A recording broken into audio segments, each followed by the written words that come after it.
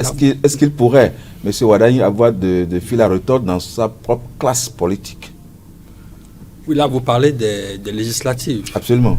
Oui, déjà, tout va dépendre. Je pense que la dynamique qui est enclenchée actuellement donne à croire que nous sommes pleinement dans un cas, je dirais, de discipline de groupe.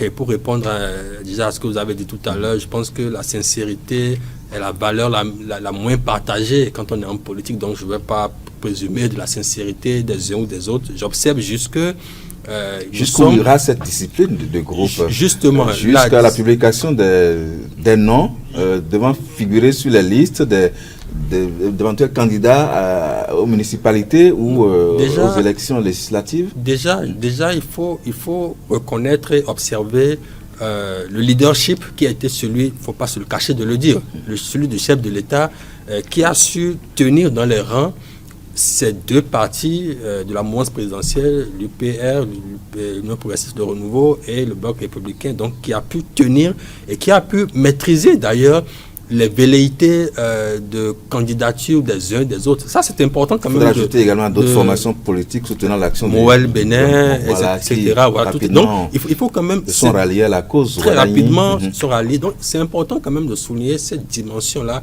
de la discipline de groupe qui n'est pas nouvelle, qui prévaut quand même depuis pas mal de temps. Et donc, tout va dépendre, je pense, du leadership du chef de l'État qui continuera certainement à imprimer cette discipline de groupe. Parce que tout va dépendre justement de la discipline que le groupe va afficher dans son soutien au candidat qui est désigné.